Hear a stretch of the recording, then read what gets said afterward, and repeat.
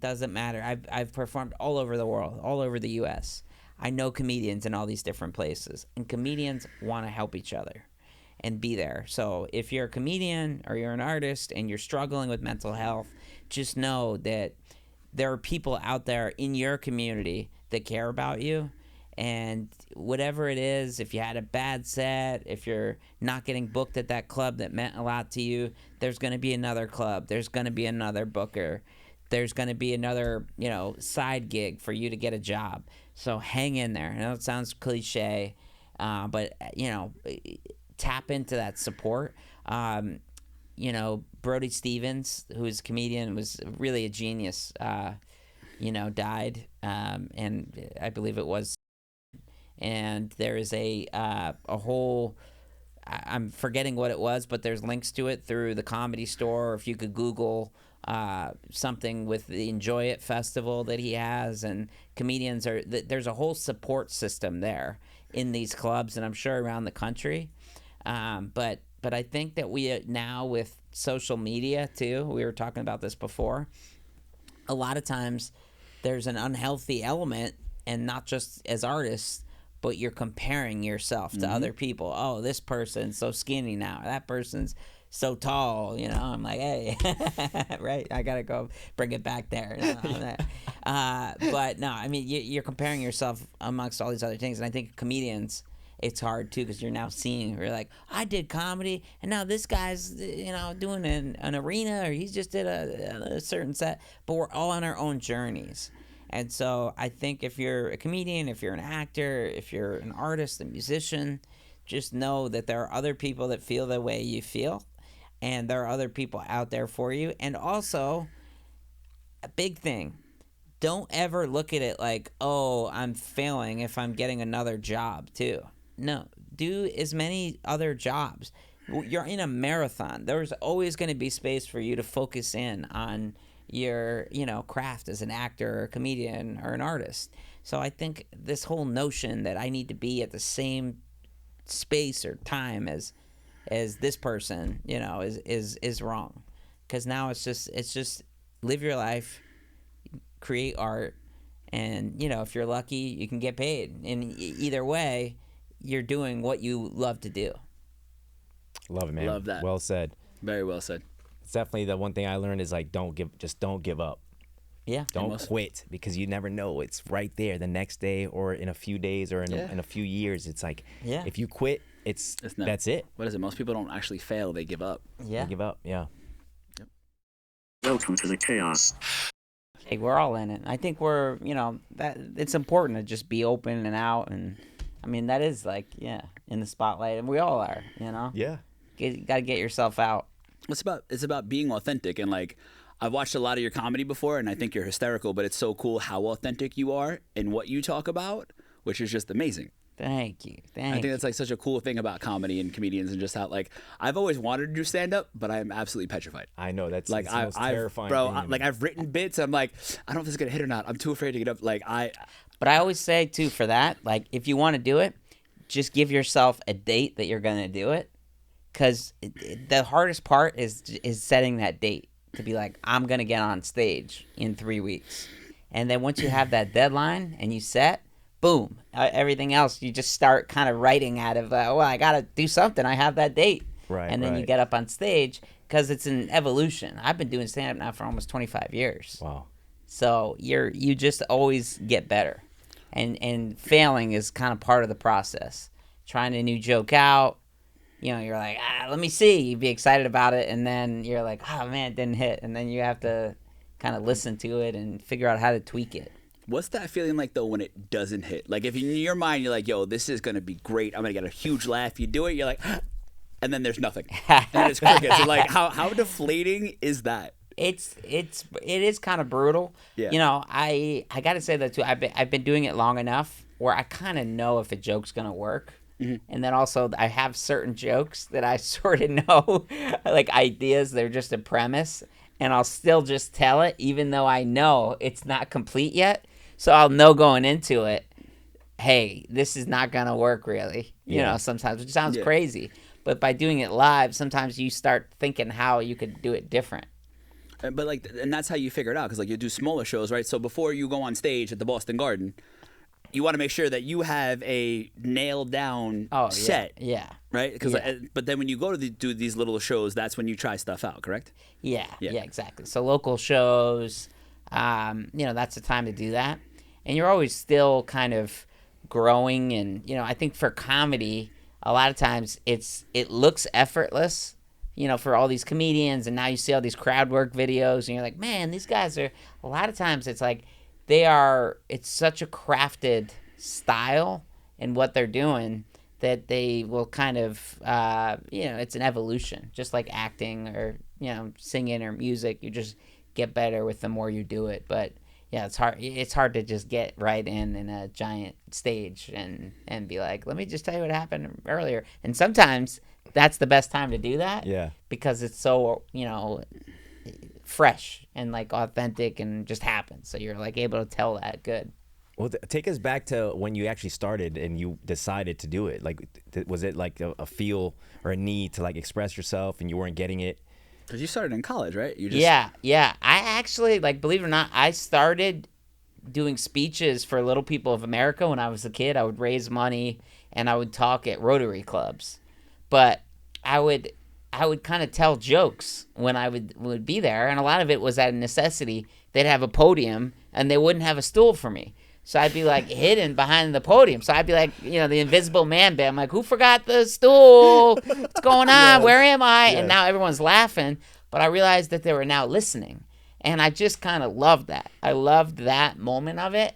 So to just have everybody like really invested and to be able to kind of just, I don't know, have that connection where they're laughing and enjoying what I'm doing. And I think, honestly, even just being a little person throughout my whole life, I've used comedy as like a sort of a mechanism to break the ice. Right. Mm-hmm. When I'm in a weird moment and there's a kid saying something and the mom, I'll just do a joke out of instinct because I want to. Or when I was a kid, to get away from getting like beat up or bullies, deflect, kind of, use it like a turtle, my shell, get in there and throw something and not really, my style of comedy is not like a roaster.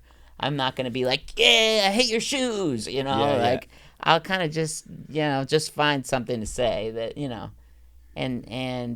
but my first week of college is when I really found stand-up comedy. Nice. What was the first show? Do you remember it? Yeah. So there was this place, the Laugh House in Philadelphia. I went to college, Temple University in Philadelphia, and there is a place called the Laugh House there. And it was my first week of college, and the first time I'd ever been to a comedy club. I'm 18, or maybe I just turned 19, like that week. And I went with the little person that I was dating, this girl. And we get there, and I don't know what a comedy club is. And we're just two little people there. And this is Philly, South Philly. Everyone's like, oh, look at Willow's wife. Oh, like, we became the thing, And I was like, oh, man, I wasn't upset. Like, the girl I was dating with was upset. And I was just kind of like, I'm not upset, but I'm kind of like want to tell my own side of this. Yes. In my head, sort of thinking that. And then the host was like, hey, you can get back here next week and you can come and tell your side. And so I was like, maybe I will. And so I came back and I signed up, for this open mic and did the show the week after. Amazing. So did you get it was like your revenge on the crowd or?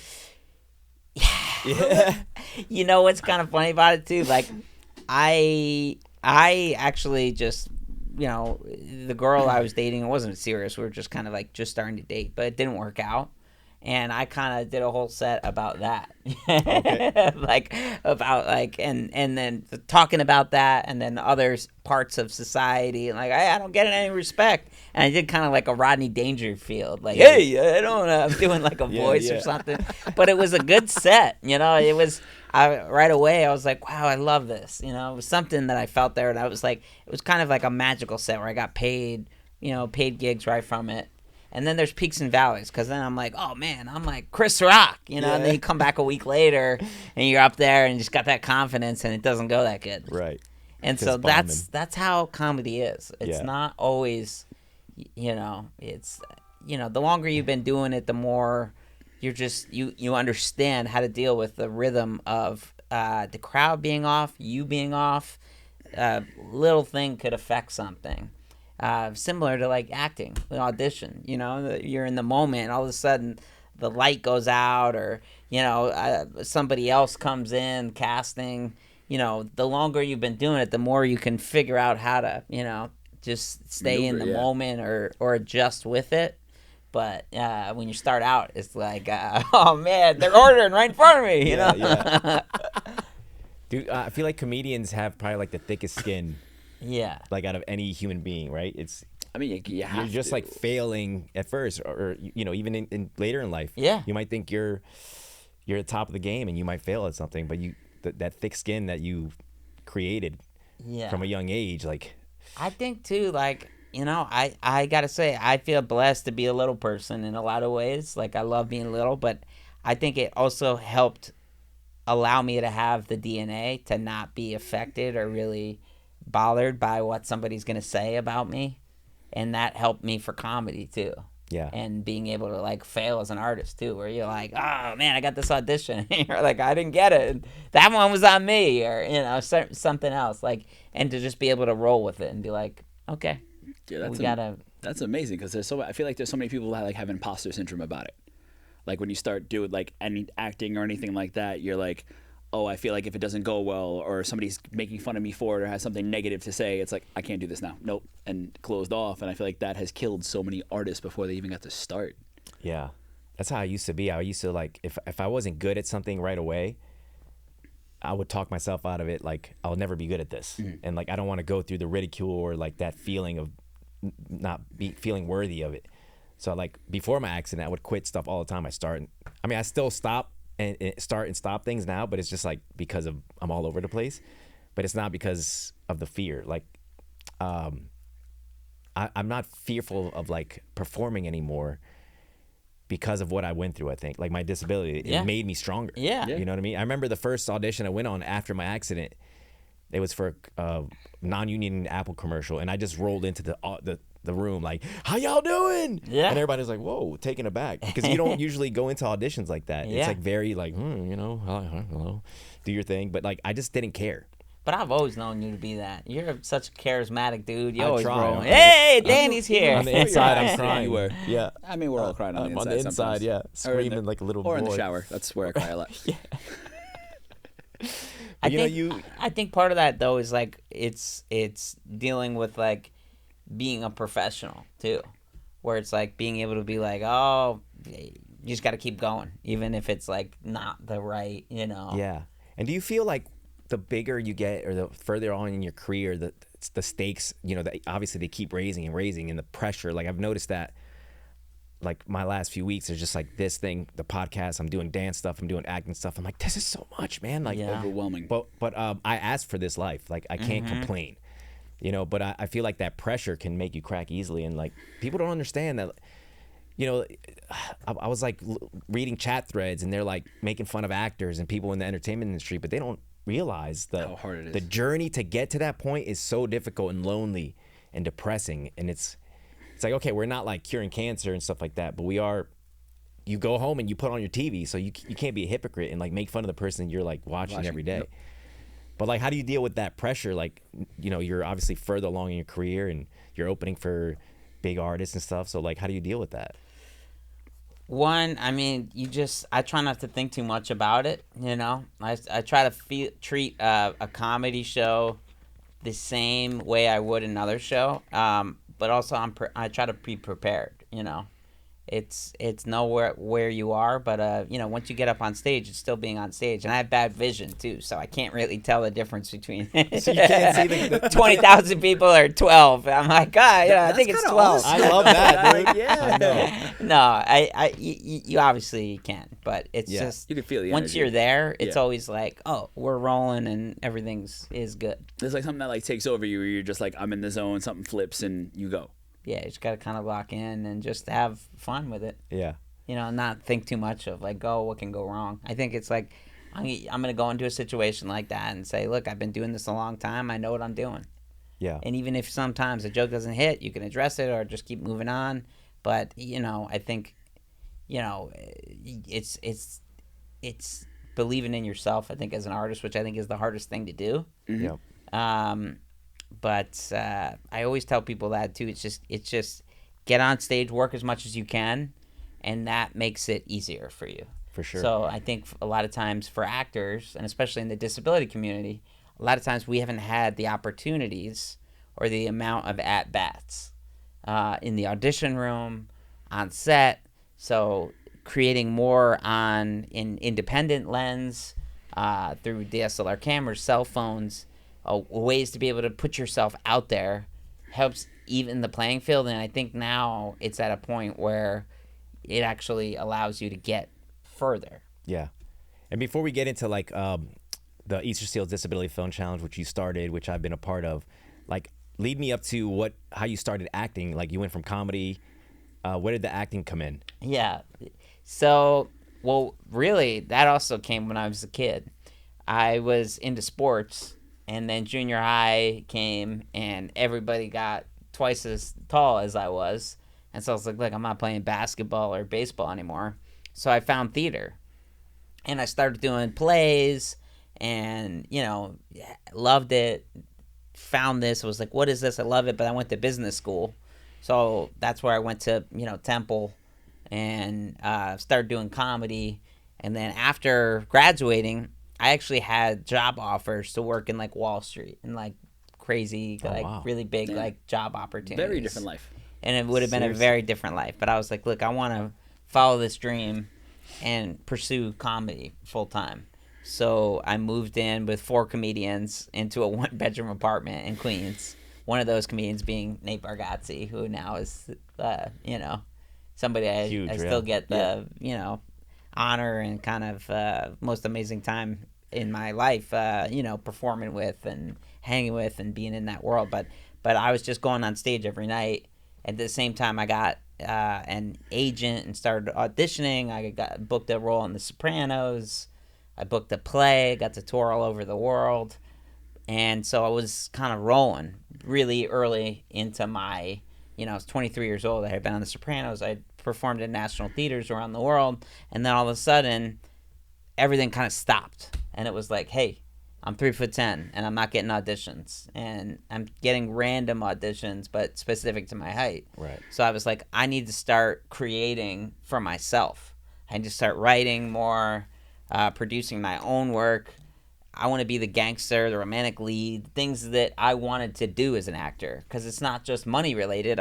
I just had the opportunity to work on Wall Street. I went to business school, all those other kind of things. Like, I did this because I love it.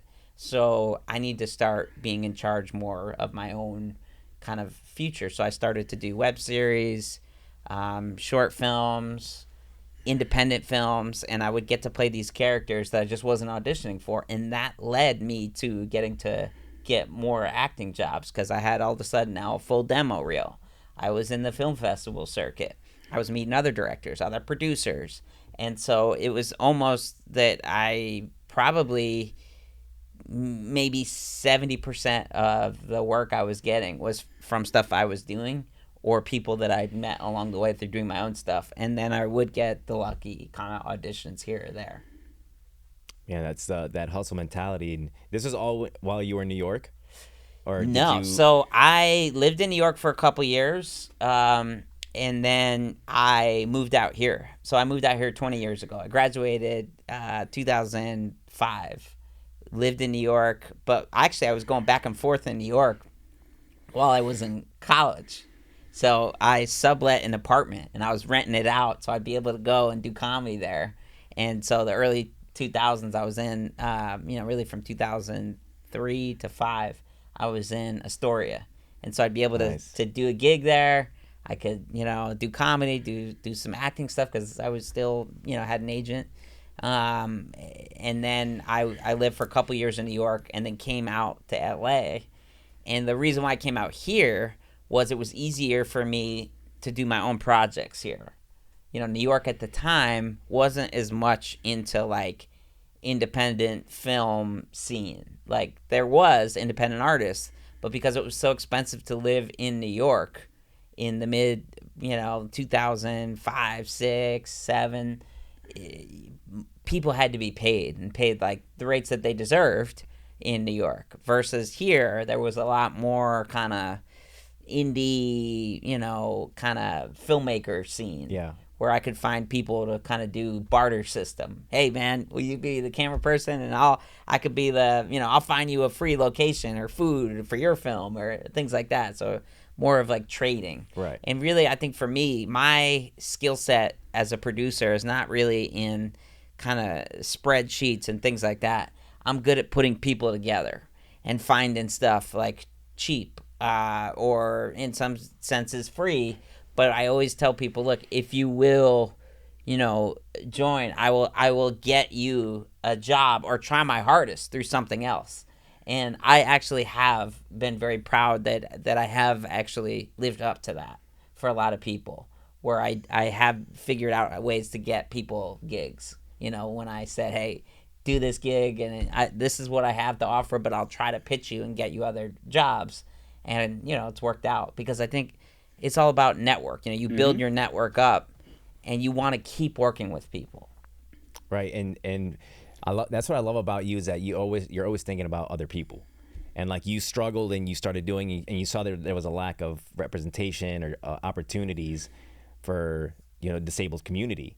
So, in doing all this and networking and building, when did the idea click for you that you needed to start something? So this is crazy. So we just had the 12th annual Easter Sales Disability Film Challenge that happened this year. Shout out Danny J. Gomez, nominated Best Actor, did a great film. Watch The Deadline if you haven't. He's incredible. He's always incredible. But so the idea came 13 years ago. But, it came right away, and it was one of these ideas where, man, I got to do this. And I'm always pitching crazy ideas to my wife, like, hey, we're going to come up with a restaurant. It's going to be, she's like, that's a crazy idea. Don't. But when I pitched this idea, she was like, wow, that's a great idea. So the idea for the Disability Film Challenge was to follow really the production calendar that I did for my own projects. Now, I was able to get all these films done in a very short period of time. I realized that I could get high quality DPs, camera people, editors, actors, if I asked them to work for a day, one day over a weekend, versus, hey, I need you for 2 weeks and then I'm going to do pickup shoots 3 weeks later, and I need you to move into my house for a year and a half. People are like, whoa, But if you're like specific about it, you're like, one day, and I'm going to try to get you other jobs, and I'll do my hardest to get you connected to something else. And I set the date and did as much as I could on my own to find locations or do any of those other kind of things. That was how I was able to get these projects done, high quality content, and in a short period of time. So I looked around, and my friends, little people, other people with disabilities, always asked me, Nick, how does it always look like you have a new TV show coming out? Because I would, post it, hey, here's the new pilot or the new, film. But it was all just from a very short period of time, not a lot of money, but pulling resources and just planning all in a short period of time. So I looked around, and we're 1 in 4 of the population, the disability community. So I created the Disability Film Challenge as a 5-day filmmaking competition where you have to have one person with a disability in front of or behind the camera. It wasn't 5 days that first year. It was actually 55 hours. Maybe it was even less. I think it was like 53 hours, and then I went to 55 hours, and then now it's 5 days. So that first year we had a couple films, but I knew something was there because casting directors started reaching out, film festivals. Hey, how can I screen that film? I want to hire that guy or this girl, or how can we, work with them more? So I was like, I really want to do something with this. Then that year too, Peter Farrelly, Farrelly Brothers, came on as a mentor, and it grew a lot. We got a lot more people. And then in 2017, I partnered with Easter Sales Southern California. Easter Sales is the nation's largest disability services organization. They've been around for 100 years. I'm on the board of Easter Sales. And so now to date, we have 850 films that have been created. That's amazing. You know, thousands of people have taken part in this. And it's And led it's to worldwide jobs. too, right? It's worldwide. Yeah. Mr. Gomez over here has been on, you know, all these different TV shows. You know, there's so many people that truly, it's not the challenge, it's the talent within the community. But it's been so cool to see that so many people have used this as a way to express themselves, and even more so, that the industry, the casting directors, the Casting Society of America, the studios, the networks are watching the films and bringing people in for auditions and really thinking about them and trying to write them in to projects. And I know it's happening because, you know, now we're going to events and I'll have a casting director's like, oh, that guy over there is a really good singer. I go, what do you mean? She's like, well, I saw from, you know, the Snowfish. You know, you're like, what? I watch every film every year. I did not remember about this person singing. And then I watched the film, and this major casting director remembered that this guy sang in this. It wasn't even a main part of the movie. Right. So it's like they're really watching. And I just think that there's so much pride in the disability community, you know, and there's a reason why, because there's so much talent. So I feel so honored and lucky to be a part of just like such a beautiful community. Like we hang out together all the time, do events. It's just a great community. Yeah, I'm so happy I found it. It like really, it changed my life. And you know, the first year I did it was the 55-hour. Like we had to do everything in a weekend. And I didn't know what I was getting myself into. And like, I'll never forget the text that I got. I was literally sitting in my studio apartment. It was right after my accident. And I was like, I had no idea what to do with my life.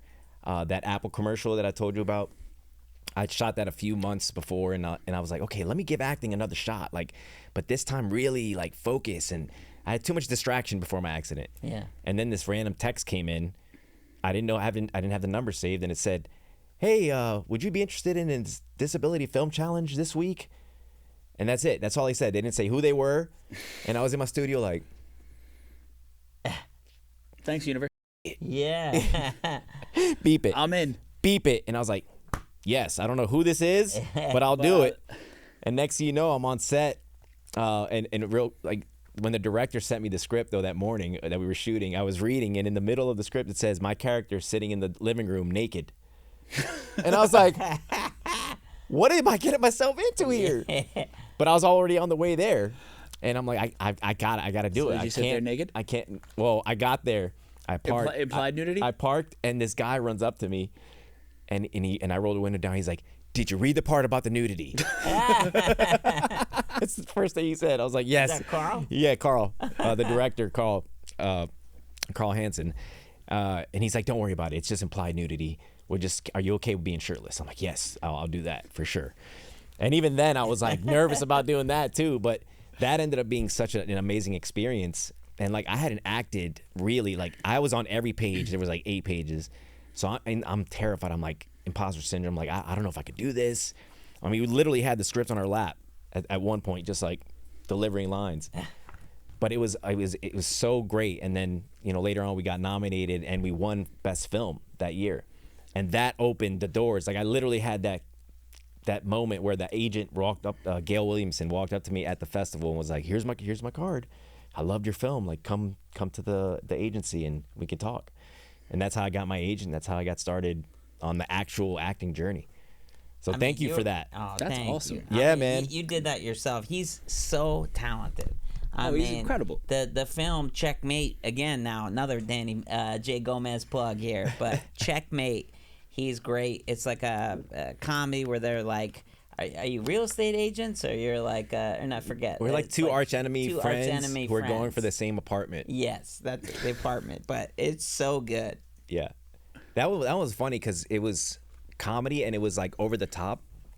When I talked to Carl, I was like nervous about all the lines, first of all. Yeah. But I was like, hey, what kind of comedy is this? And he's like, slapstick, over the top. I was like, good, because I can be super animated. And like that actually helped feed into the performance.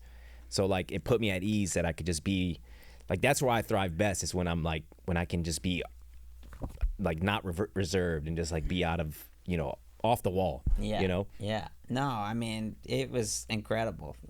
You know, it's wild too. That was time. I feel like is just flying.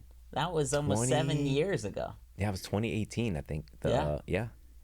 So it's like it's funny. Like I feel like all of a sudden where you're like, wait a minute, that was 10 years ago. I know, my God, man. You still look the same.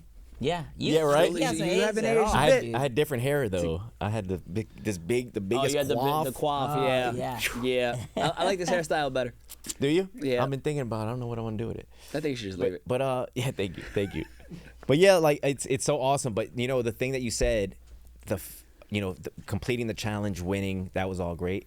But it's like the community, they just welcome you, and everybody's like, we all follow each other. We all like, Support. lift each other up, and it's just love. It's just love in this community, and that's the biggest reward. That's been the biggest reward for me, is the community. And then obviously, like, there's been the opportunities and people seeing you that normally wouldn't see you. Yeah. So that has been really neat. We have a lot of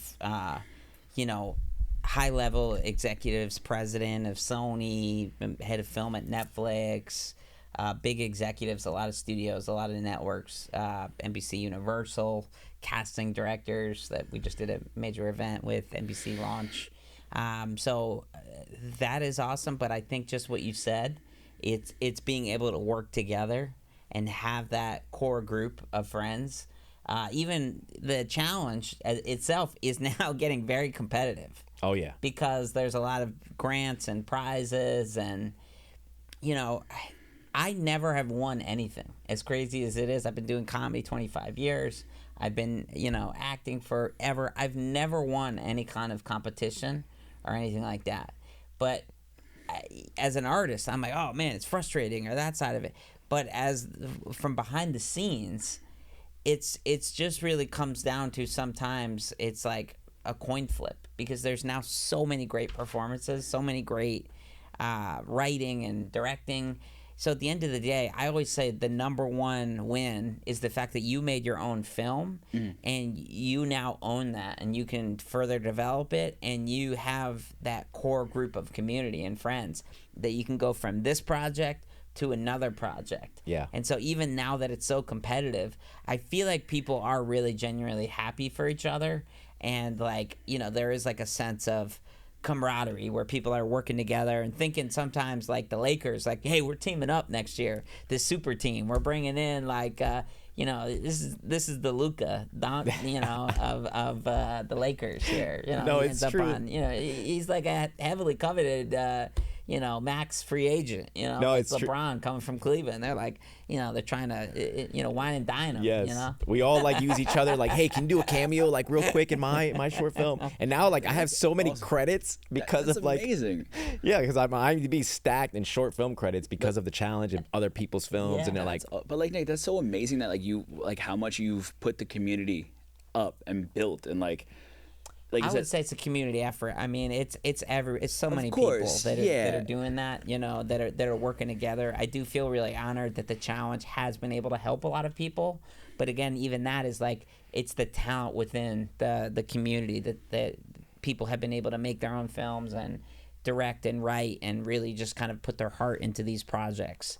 But it is really neat that a lot of people have kind of used the challenge as a vehicle, and that the industry has also been able to kind of take note. Because you've been told, like, a lot of people, like, yo, if you want it, like you said, you got to make your own stuff, and you've created a space that people can come together and make their own stuff for a cause. Like, if there wasn't the challenge, a lot of people probably wouldn't have just had their own ideas, but probably would have sat on it. Like, you gave everybody something to push forward with.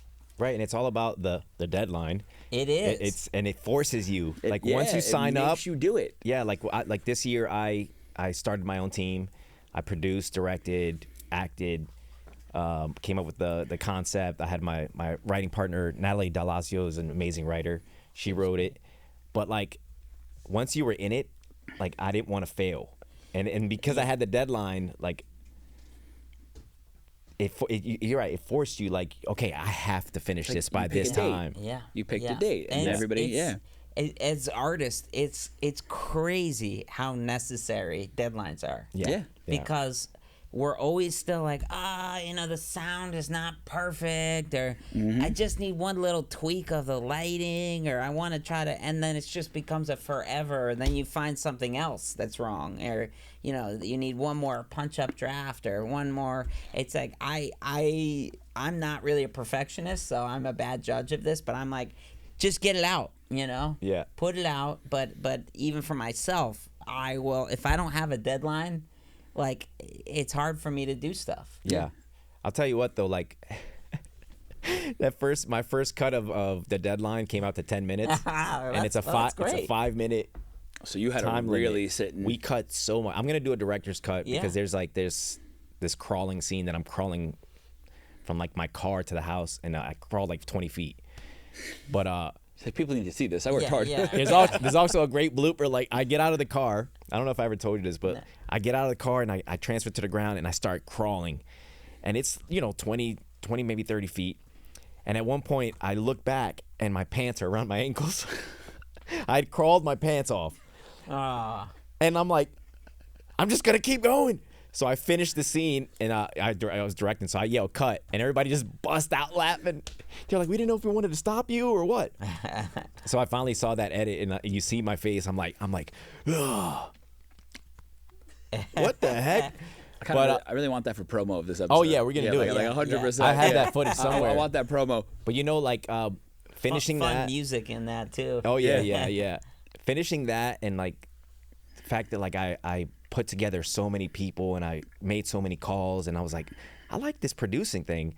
Like, that actually led to me. I'm producing a feature alongside a friend, John Woodruff, and I have a part in it. But I asked him, I was like, hey, I want to be a part of the producer, so I'm part of the production team. So it gave me that confidence to like go to the bigger next level. Yeah. No, I mean, and you're ready. I mean, you're just such a talent. Thanks, man. You really are. So I'm excited. Maybe the deadline, make that a feature too. That would be that could be a really We fun. have, yeah, my writer, I think she's already written a script for it. Oh wow. Yeah, it's so great. That's awesome. I can't wait until you guys see the deadline. It's so funny. Yeah, it was great. I love there's a lot of comedy in it too. It's thriller was the genre. Every year there's a different genre.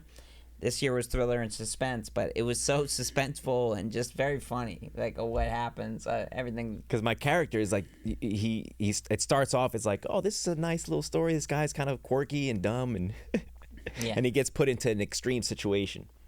And you're like, how is he going to get out of this? Like, this guy doesn't seem like a trustworthy individual. You know what I mean? That's why I like my characters. Like, especially as a disabled person, I wanted to portray a character who is put into an extreme situation and that they're able to get out of it. And I think that's what people don't fail to understand, is that the disabled community, we're resilient. Every day we're faced with challenges the moment we wake up. Yep. Things that you wouldn't think of if you're non-disabled.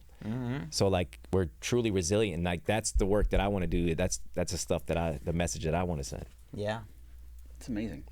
When we were talking about earlier, you don't get overwhelmed with it, which is amazing. But there has to be some things that you do to keep yourself grounded. So from a mental health standpoint, to keep yourself going, to keep that amazing energy, what are some things that you've learned or would share with other people that are looking to have the same amount of energy you do to keep going, to be as successful? Well, I think eating right is important. What you eat is and I'm sometimes eat bad, but it's a mindset. So for me, I like to just keep going, and it sounds kind of nuts, but I think sometimes if I'm just doing nothing, that's when I can be more like, I need to keep going, and I gotta get on stage and do this. I'm setting up another screening or another, so those type of things, like, kind of, because I'm doing things that I generally love to do. So for me, it's getting up on stage is like a therapeutic thing for me. Yeah. Sometimes to just like, just things that fulfill you and like make your heart whole. Yeah, and swimming, riding my bike, but also I've had to start to say no to some stuff, which is kind of hard for me, because I like to just say yes to everything. I'm a very much of a yes person. I'm like, yeah, I'll just figure it out. Let's do it. And like I just agree to a lot of things. And all of a sudden now with kids and, schedules changing, you just can't do everything. And so it's hard because sometimes, especially as an actor, you're like, you don't want to miss anything, but That's you're true. like, eventually you're like, you need to be able to say, hey, it's okay to turn something down Right. if it's going to make everything else you're doing affected or you personally affected. Yeah. Setting boundaries are extremely important. Because how are you going to keep doing everything and all these amazing things you have if you've said yes to everything and you don't have time and you burn yourself out? Or now, I mean, honestly, is like being a dad. It's like, it's not just about me anymore. It's about my kids, and my wife. So I need to make sure that my wife is like, she's the rock really of like in my life. Like she's, Teal was there in the beginning with the challenge, helped so much, does so much as I've toured all over the world, done movies and, all these different countries. Yeah. And she's always been just so great at, now holding down the family, the dog. We have a French bulldog. So Speaking of family, because some people that don't know about what it's like being two little people raising a family. Like, I mean, I'm sure there's like a set of challenges that are unique to you, and like, how do you deal with like just being in public, or like, is that something you think about? Or I'm good at asking tall people for help. Basically. Yeah. That's what it boils down to. I'm like, hey, what's up, man? My name's Nick. Can you reach that? I've learned to I have to do that too. So that's part of it. And that's part of that, honestly, like, I've been good at that and not being, like, shameless about, like, I'm just gonna ask, and and that's how I've met so many people over the years too. So now I think we're in a time too where these pharmaceutical companies are trying to make little people tall, which I'm very against. Really? I'm very against. They're saying all these medical benefits which haven't been proven, and I'm like, Sounds about look, right. it's at the end of the day, be happy with who you are and your life and your experience. I've met so many people that I wouldn't have met because I've literally asking somebody to help me reach something, or now I'm starting a conversation, or I'm in a scenario where now somebody I've had friendships for years from somebody that I met that just in a random scenario they helped get me food or something I couldn't reach. Yeah. And so I think a mindset for kids is this is the way we are, and life is good. I love that. And just like move on. If somebody's gonna say something crazy, that's fine. And I think it's a little helpful that I can be silly too, and just be like, if something happens, I can dodge out of it and then do like a silly voice, or something like that. I mean, that's great. The laughter just heals so much, and I mean, you're an awesome person, so I'm sure you're a great dad. Thank you. I've seen you in action, so I know that for sure. But thank you for saying yes. You're an our amazing human podcast. being, Yeah, man. It was thanks so for great having having you me. on. Just listening to you guys talk was awesome. Yeah, no, I love this dude, man. He's helped me love out you. so much, and he'll send me a random text like checking in and like, hey, I just talked to this casting director about you. Yeah. Like, you know what I mean? Like, I'm always pitching Danny because I truly believe in you. Thank you, man. I think awesome. he's like, you're such a good actor. I'm talking to you in like the third person. I'm like, I think he's Right. such a he's right here. I agree. I think Danny is Keep going. Do we have 5 more minutes for this? I mean, I just love his hair, and Yeah. the shirts that he wears. God, he's like Zoolander. I'll find the right time to stop. Right. I mean, he's handsome. Let's give you a quick set. Let's Yeah, get yeah. off the stage. So I've seen a lot of your stuff that's like the PG versions, because it's either at like one of our festivals, and that's how I always am now. Yeah? I kind of. because you're a family man I'm now. a family man.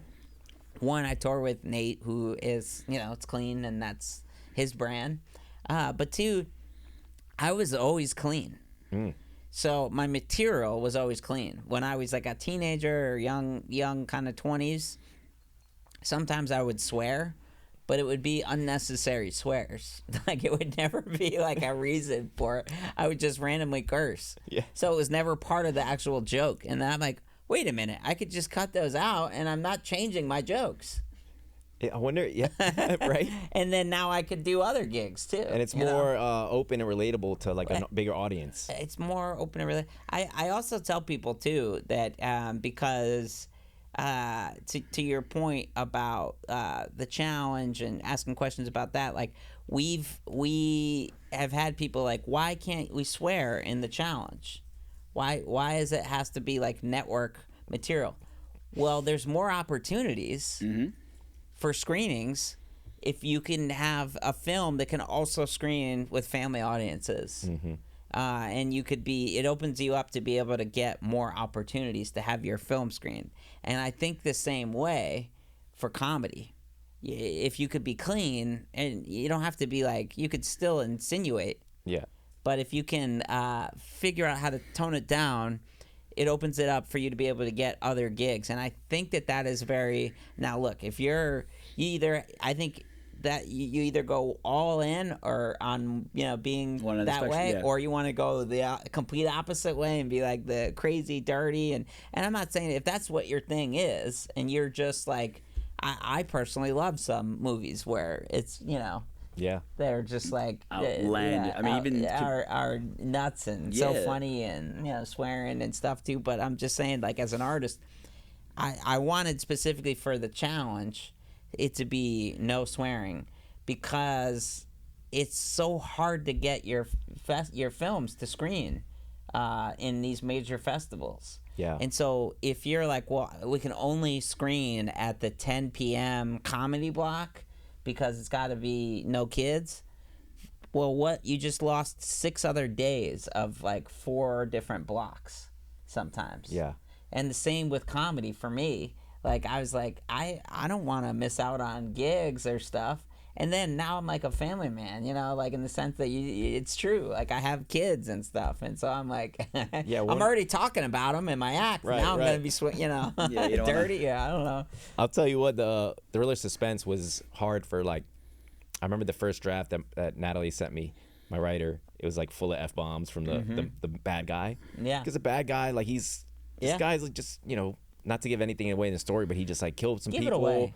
And he comes in like, F this, and I'm reading it. I'm like, this is amazing, but we have to lose every F-bomb in this. She's like, oh my God. And then our lead actor, Travis Bacon, who is the son of Kira and Kevin, he was like, I don't know how I'm going to do this if I can't like curse, but I think that's the challenge in itself. Like, it forces you to like pull from a different way, because yes, we can curse and like you're like scary, when someone's like cursing in your face, but like, how do you do that without, like, you have to pull from like a different part of your mental, And I think sometimes it helps you as an artist, because you're now having to like, you're bringing out another tool as an actor of like anger. Be mad, but don't yell. You're like, oh, but I was thinking of yelling, and then now you got to like, how can I do that without? And the same way with swearing. Yeah. Yeah, and it forces you to like think outside of what you would normally do. As soon as the podcast cuts, I just start swearing nonstop. They're like, God, this guy really. Just let him out right now, because we'll cut him out. He's all this talk about the clean. That's enough, And Frank. it's just like, just nonstop, all the way to the car. Oh my God, Yeah, right. You're just in your car swearing. I'm just in the hallway of the parking lot. They're like, get this nutty guy out of here, man. There's just a little person swearing nonstop in the hall. He's so angry. Oh man. So how That's funny. what do you see the challenge being in like 5 years? And yourself? I'm really excited that I think some of these films people are really turning them into like features and episodic series. We had a grant the last 2 years that thanks to the support of Adobe, where we were able to help certain projects further develop their movies, their TV shows, and then others even that didn't have the grant are just doing that on their own. So my goal, my dream, my vision board is one of these gets picked up and becomes like a studio movie or a TV show. I think we're closer now than we've ever been. Sure. Because, there are, the documentaries, from the doc year are still in production from 5 years later. Mm-hmm. We have all these different things that are out there. So I think it's an evolution. And for me, personally, as an artist, it's a blessing to be able to work, So hopefully I keep working. Yeah, right. So because you're doing, like, you're focused on helping everyone else. Yeah. And you're doing your comedy, but, like, are you still going out for it? Or is that more like... Yeah, I still am acting. I acted in a TV show on Netflix this year. Yeah. Bad Thoughts. So with Tom Segura. And, I've done some auditions and my another project this year. So hopefully, that keeps happening. But right now, the main focus, honestly, is the challenge. And I've had to turn down some other, acting jobs because it just conflicted with dates that I set, Right. So there's always a way to, I'm able to usually work around and still, tour and act and do everything. But there are some dates and times that I can't move. But it's something that I just generally love the challenge so much. It's something that I think about at night and wake up about.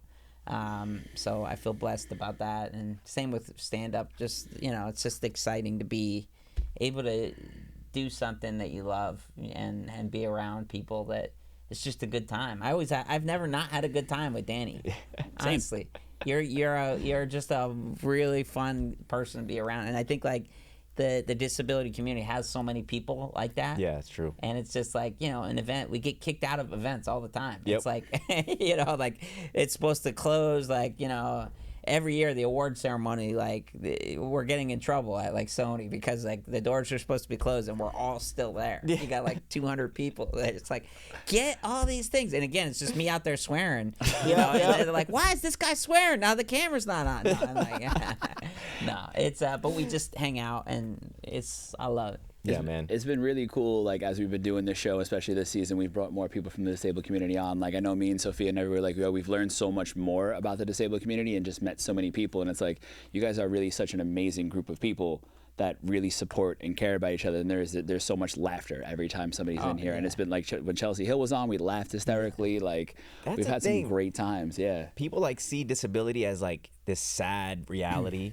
but in reality, like, we like to have fun. We don't think about it all the time. Like, woe is me. Like, no, we're going through the same trials and tribulations as everyone else, and we like to laugh like everyone else. We want to love like everyone else, and it's not like you don't have to take pity on us. Mm-hmm. We're not asking for that. You know what I mean? And you say that so often, and I love that. Like, you push that stigma out there, and you're like, yo, stop treating me like this. Like, I'm just like, this is me. And you always are, like you were saying, you always have that great energy no matter where you go. You're always a good time. Like, I always loved you, but I have more fun with you now than back when we were working in nightclubs.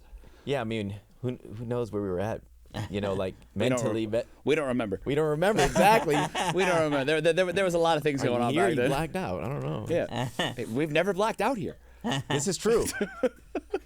I have been in the zone here where I'm like, wow, like, the time flew by. I mean, the first season I was kind of high a little bit, and you would accidentally get high, and then we'd have some problems there, but... I'm such a lightweight that him smoking outside, and now I'm inside. I'm like, what's going on? But we don't have the problem now. And people are talking. I'm just like, oh, it's my turn. So those are the growing pains, but it was fun, man. It was a lot of fun, but it's better now. Yeah, much better now. So what's I don't know. Now I lost my train of thought. What's coming up next for you? Because I know you're still on tour with Nate. Yep. So I'm doing dates on the Big Dumb Eyes tour with Nate Bargatze. So in October, I'll be with him upstate New York, Cleveland, Louisville. The Heartland Film Festival.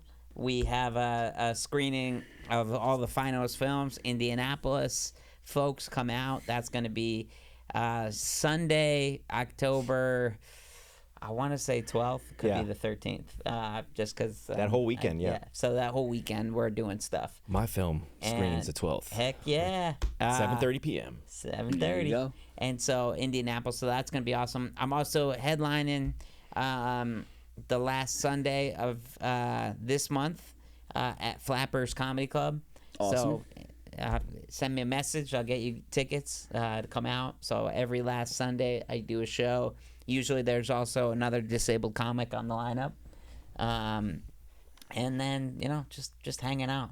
Random things, a lot of challenge. We're doing a lot of workshops, you know, teach professional development skills. And then I do a lot of local shows too. Yeah, it's so awesome. All the stuff that you do, like, So you really don't sleep, like ever. yeah, I'm like, where do you find the energy, dude? I mean, God. and you run around with 2 kids. I know. That's my nephews tired me out when I spend like 5 hours with them. Yeah, Like having them all the time. That's crazy, man. Yeah, but they also energize me, you know. True, right? So it's kids. There's no, you gotta, you know, you can't fall asleep. They're gonna just start hitting you in the face. You know? This baby just punched me. Right. Who do I tell? You know. That's when you start swearing. That's when you start swearing. Yeah, exactly. Who was this guy swearing? So obviously, as a comedian, you keep everything very, like you were saying, everything is very words hard. Sorry. Bring it back. As a comedian, you, especially with Nate, you keep everything very clean, right? But then there are some other comedians, like I love Jim Jeffries, but it's very dark and, you know, hard sometimes. Are there times where you've kind of gone, like with comedy can come from like a dark place? Are there things that you've seen other comedians go through, things that you've gone through mental health wise that, you know, a comedian might need some help as they're battling some dark times or looking for some sort of material from that place? Yeah, I mean, I think for comedy, it usually does come from a place of, you know, another layer. So they say the comedy is like the dark clown, you know, or that side of it. It's usually like pain and, you know, tragedy is all related in the history of comedy from like, you know, the Shakespeare times and all that stuff. So yeah, there is another set of mental health challenges that go along with being a comic and being an actor. And, you know, I got to say that it's been very sad to see over the years comedians that, you know, have, whether it's substance abuse or, you know, there has been an alarming rate of people that have sort of battled with mental health. And so, you know, at the same time, I really feel like the disability community is a community. And it's people helping each other and there to support each other. And I grew up in the little people community, and I felt the same way there. Although there were people that had challenges and struggles, I think with comedians it's the same thing. Doesn't matter. I've performed all over the world, all over the U.S. I know comedians in all these different places, and comedians want to help each other and be there. So if you're a comedian or you're an artist and you're struggling with mental health, just know that there are people out there in your community that care about you. And whatever it is, if you had a bad set, if you're not getting booked at that club that meant a lot to you, there's going to be another club. There's going to be another booker. There's going to be another, you know, side gig for you to get a job. So hang in there. I know it sounds cliche, but, you know, tap into that support. You know, Brody Stevens, who's a comedian, was really a genius, you know, died. And I believe it was. And there is a whole, I'm forgetting what it was, but there's links to it through the Comedy Store. Or if you could Google something with the Enjoy It Festival that he has, and comedians there's a whole support system there in these clubs, and I'm sure around the country. But I think that we now with social media too, we were talking about this before, a lot of times there's an unhealthy element, and not just as artists, but you're comparing yourself to other people. Oh, this person's so skinny now. That person's so tall. You know, I'm like, hey, right? I gotta go bring it back there. You know, but no, I mean, you're comparing yourself amongst all these other things, and I think comedians, it's hard too because you're now seeing, you're like, I did comedy and now this guy's doing an arena, or he's just did a certain set, but we're all on our own journeys. And so I think if you're a comedian, if you're an actor, if you're an artist, a musician, just know that there are other people that feel the way you feel, and there are other people out there for you. And also, a big thing, don't ever look at it like, oh, I'm failing if I'm getting another job too. No, do as many other jobs. You're in a marathon. There's always going to be space for you to focus in on your craft as an actor or a comedian or an artist. So I think this whole notion that I need to be at the same space or time as this person is wrong, because now it's just live your life, create art, and if you're lucky you can get paid, and either way you're doing what you love to do. Love it, man. Love that. Well said. Very well said.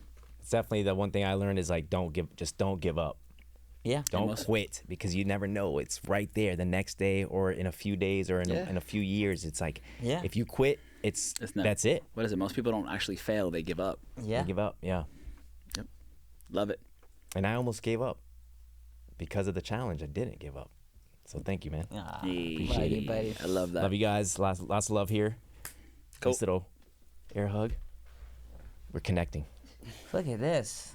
Love it. This is a nice feel it. getting a massage on the arm. little- All right, yeah. nice. Yeah, It's so awesome how genuine you are as a person, man. It really is. Aw, So thank you thank you so much Seriously, for being man. here. Yeah, Dan, you want Thank to take us out on this one? Is there anything that you want to plug besides? I mean, we have the shows or anything else. I got. Follow me at Nic Novicki. No K in Nick, so that may fool you. NACNIC.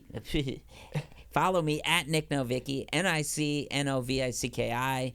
You can see me do comedy. It'll link to the Disability Film Challenge at Disability Film Challenge Social, and come see screenings. Comedy, and I'm always posting about new projects I have coming out. Well, thank you so much for taking time out of your day and saying yes to us again. And you have truly taught me to take risks and believe in myself. So I hope that all of you do the same and join the challenge, or challenge yourself to whatever you have been avoiding, because it'll be worth it in the end. So thank you so much. This has been Chaos Controlled. My name is Danny J. Gomez, alongside my co-host Mikey Tableman. and we out.